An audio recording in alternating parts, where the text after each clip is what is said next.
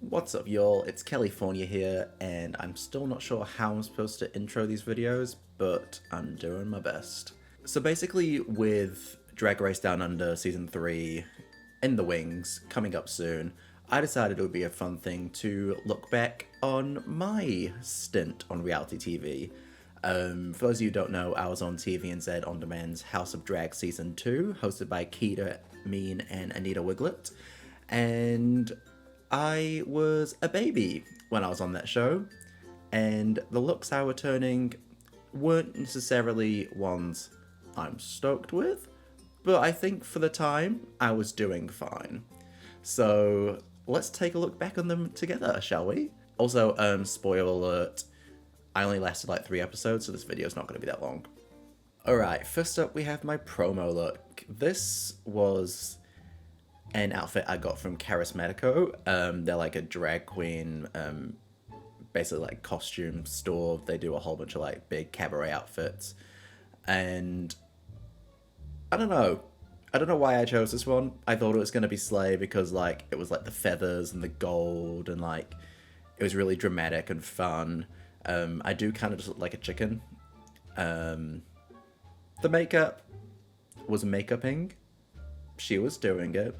The hair is a Wigs by Vanity. Like, that hair was more expensive than anything I put together. So, that hair was slay. Doesn't really say much about who Fornia is. I do kind of look like Dolly Parton more than anything else. But, like, work. I was doing my best for 2 years in drag and on a reality TV show. Alright, next up we have my entrance look. This is actually... The white set is from AliExpress, slay.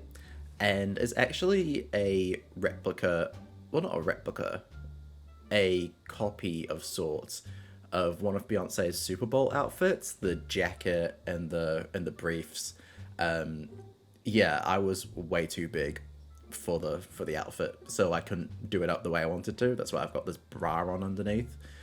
And I was wearing like 8-inch heels, which in retrospect I thought was going to be a good idea, but I had to walk down a hill during my entrance, and the way I almost carked it was just not the one. That's not how I wanted my journey to start. Granted, it wasn't that great of a journey anyway, but like, thankfully that didn't happen. Could have gone way worse. I guess next up is my confessional look. I was single at the time, so I wanted to try and look somewhat sexy and wearing a little scanty singlet. There's another confessional look, I'll see if I can find it, where I'm basically in like bondage overalls. Again, trying to impress who? I'm not sure. Alright, next up we have the first challenge, which I think was... It was like a make your own outfit challenge out of trash. There was literally just like a whole bunch of random crap they gave us. They were like, make an outfit. And I was like, work. First challenge, probably one of the weakest things that could have happened to me, except for my elimination day, but you'll find out in a moment. I decided to take like this quilt and make like this skirt with and make like a shield and sword, trying to be like a gladiator-esque vibe.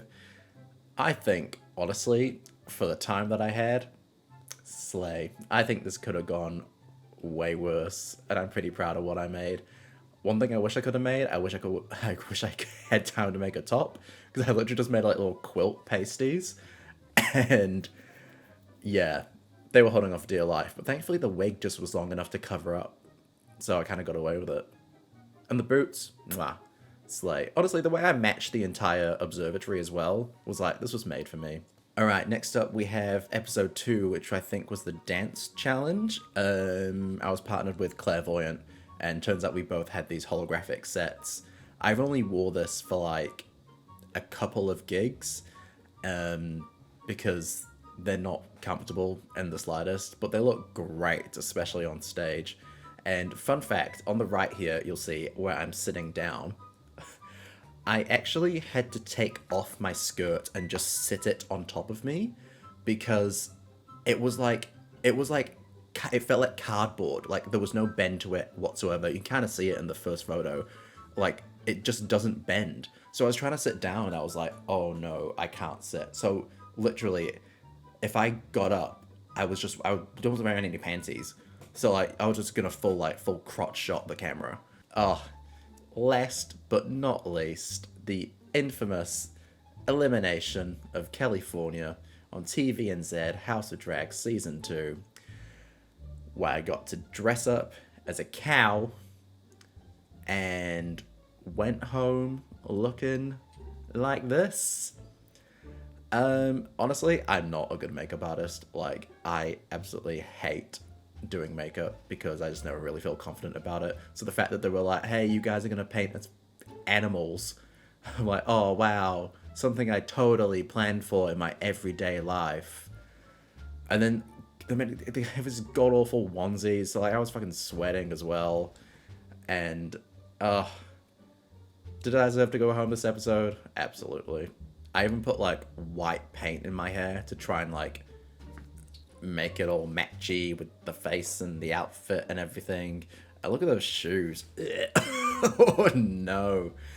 But wow, what PTSD I'll get every time I'm on a farm. And there we have it. Those are my TVNZ Season 2 House of Drag looks. I think one day I'd like to revisit them and try and do them better. But at the same time, I just don't care. I was on TV for like 3 episodes. It also kind of freaks me out that I can still watch that. Like if I remember bored, I'm just like, oh hey, you know what'd be fun to watch? Myself. Anyway, thanks for watching the video. If you enjoyed this video, please give a like, subscribe to my channel. I'm going to be posting way more of these videos. I'll be reacting to a whole bunch of different stuff. If you have any ideas of what I can react to, please drop it in the comments and I'll look at it. And if I care enough about it, I'll probably get to it. But in the meantime, I'm going to turn off this picture because I don't want to see, I don't want to remember my cow journey anymore. It's not regular cow stunning.